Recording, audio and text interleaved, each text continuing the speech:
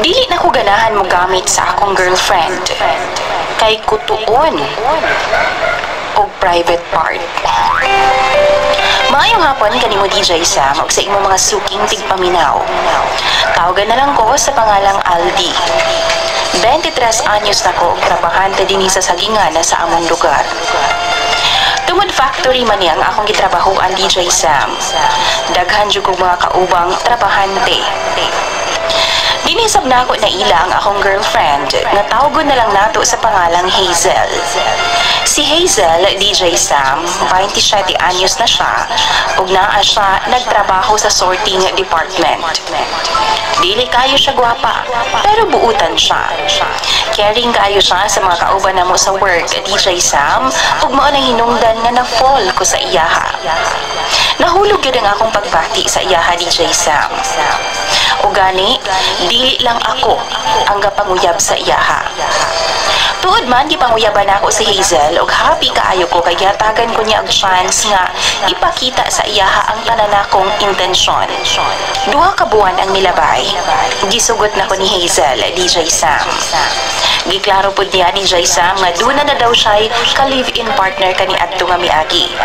Pero, wa isab sila magdugay ug nagbulag na pud.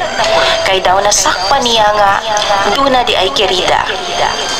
DJ Sam misamot ang akong gugma sa iyaha.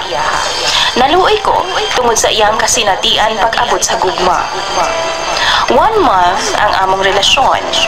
Wa jud na ako siya gilabtan kay gusto nako patunayan sa iyaha nga dili kana nga butang lang ang akong gusto nga makuha niya, kundi ang iyang pagkasiya jud. Gani nagplano ko DJ Sam nga kung makatigom na ko, hagdo na gid nako dayon siya kasal. Kadi ko gusto nga makaingon siya nga same ko sa ubang lalaki, biyaan ra. Pero wa jud napugnan ang tanan DJ Sam. Diyang birthday sa among supervisor ug invited mi tanan. Nag-inom-inom kauban na akong mga kaubanan pong trabahante. Miinit jud ang akong lawas DJ Sam. Sama na ako, nakainom na pud si Hazel. Ambot, naisog og nabaga magid parehas ang among mga naong ug wa una na ako siya gilahos og pauli sa ilaha DJ Sam.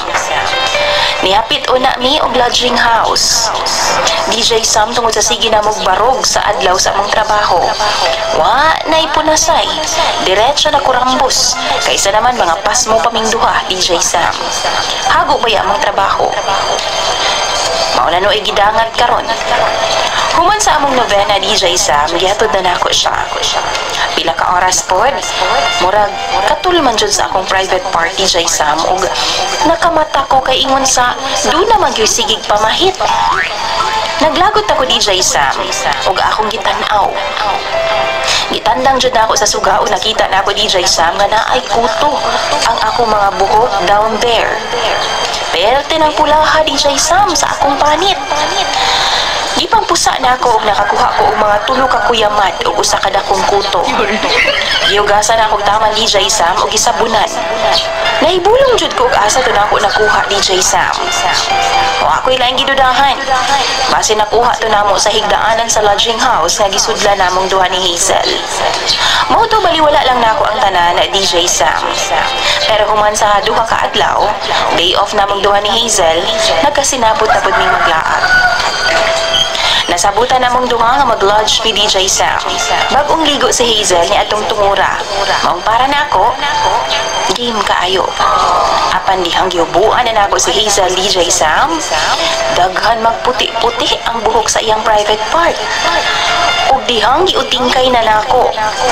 Napuno man di ay niglisa ang buhok sa iyang private part. Ug naapay daghang gakamang-kamang nga gagmay ug daggo DJ Sam. Kasukaon ko nagtanaw DJ Sam, maong nagpalipong-lipong na lang ko, pasangil nga nitukar ang akong vertigo. DJ Sam, sa iyaha di na ako nakuha ang mga kuto ni adtong agi. Na mauli na lang mi DJ Sam nga way nahitabo. Bahala siya, pero murag katul man jud kaayo. Dili pud ko gusto nga prangkahan siya DJ Sam kay basig ma-offend siya.